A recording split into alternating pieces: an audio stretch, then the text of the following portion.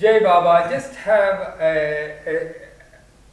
I'm very much interested in actually knowing everything you and related to Baba directly from you, rather than hearing different stories and different people, and also piecemeal in between from you directly. I would like to start this as a sort of story of Bill, and see how we can actually achieve this whole idea.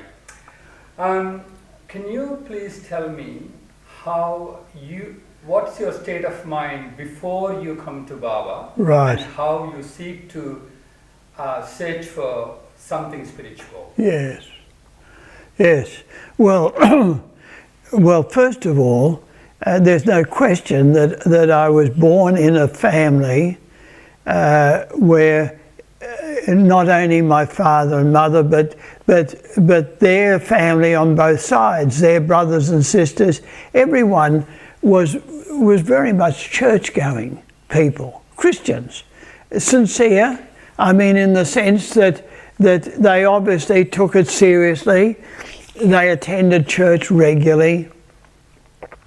And Australia in those days, and I'm talking, of course, in growing up, what I'm conscious of is the 30s, when I was more aware of the fact that the family, Dad had 5 brothers, and one of them was a lay preacher. In other words, not paid, but he would preach at the church. Very sincere person. I was very fond of him.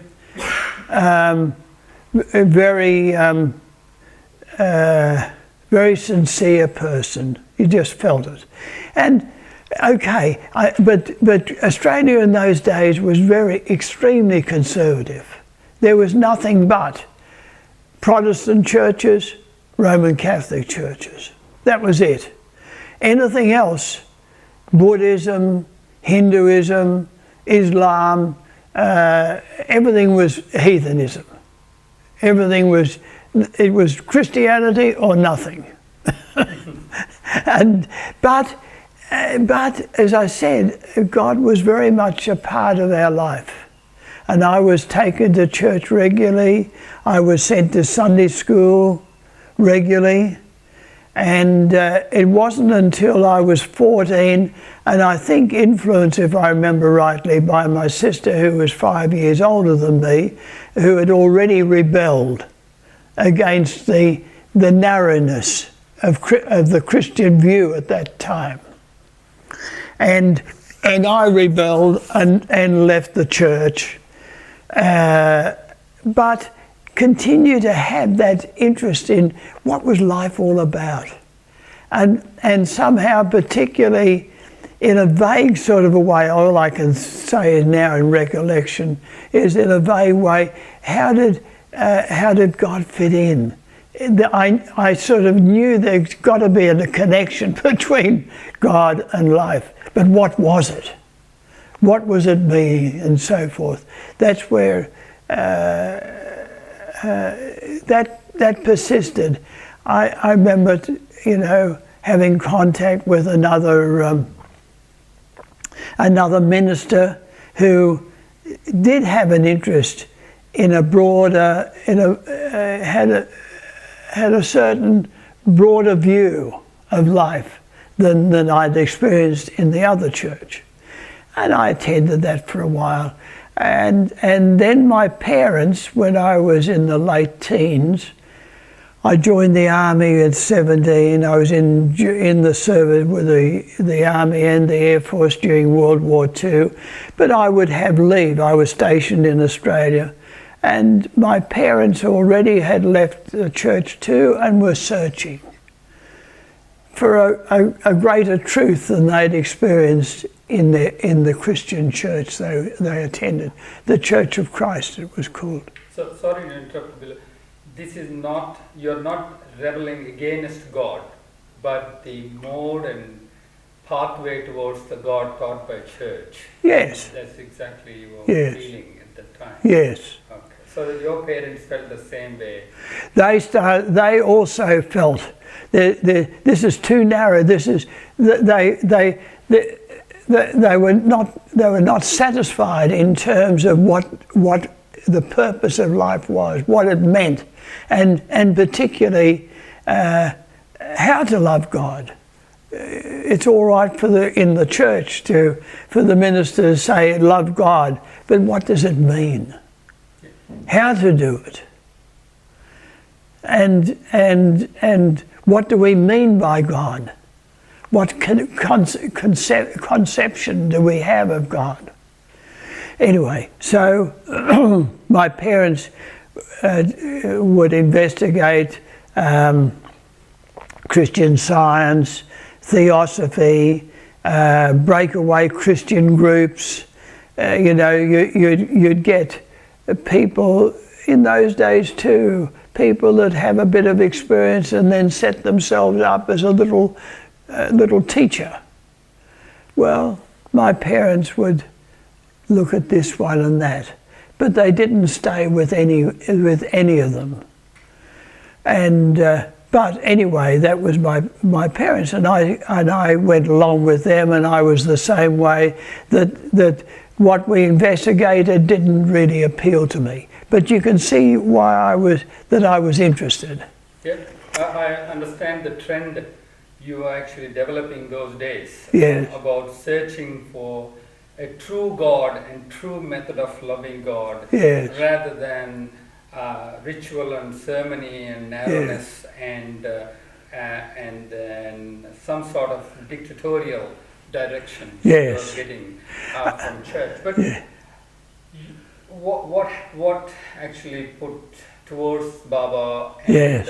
What all right. directed you towards Baba? Yeah, well now, but at the same time, please realise that you've expressed it very clearly there, of my position, but I wasn't clear at that time. You could say I was groping. And yet at the same time there was a dissatisfaction. There was something not right. From the Air Force on the day after my birthday, mid-August 1945, and of course I returned home to live with my parents. And then I discovered that the government, because I had completed high school and had my leaving certificate, which was sufficient to attend university, the Australian government said they would pay me £2 a week if I wished to attend university. And to be honest, I was interested in the £2 a week. University didn't mean anything to me because there was no university in my family. That is completely foreign to our life. We were very, very middle class. My father was a salesman, come sales manager. My mother had been a dressmaker, skilled, but she made all our own clothes during the Depression. Okay, so I attended university with my brother-in-law, who was again 5 years older than me, and he said to enrol. We attended university to enrol, and he said, I'm going to do psychology. And I said, that's fine, that'll do me too. I had no idea what to do. All I knew was that the £2 a week was satisfactory, and I was living at home. Thank you. I'll just have to change my lens now. See the camera thing? You said, oh, that will do for me as well. And our question was how you actually went into Baba's Fort. How actually? Yes, right. What directed you to Baba's Fort? Yes, okay. Please continue. Now, the thing is that yes, I did start at university and thinking that psychology would give me answers to what life was all about. But I found, to my horror, my disappointment, you should say, my extreme disappointment, that it wasn't at all like that. And particularly, there was no mention of God, no attempt to relate life to God, God to life. And I became very disillusioned, disheartened, and I would continue to, for example, I paid to visit psychiatrists, psychoanalysts, and ask them, did they believe in God? Hoping that they would enlighten me with regard to it. And again, it was very disappointing. Fortunately, an artist who became a Barber lover, Oswald Hall. My sister got to know him. My sister and my brother-in-law got to know him, and I got to know him as a result of that. And he lent me a book in early 1947, in the middle of early 1947, a book on Ramakrishna and Vivekananda. Oh. And yeah, it's all right, George, come on in.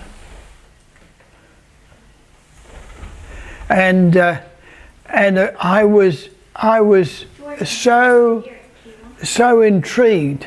I was quite intrigued and amazed, the fact that here was somebody who sounded like Jesus.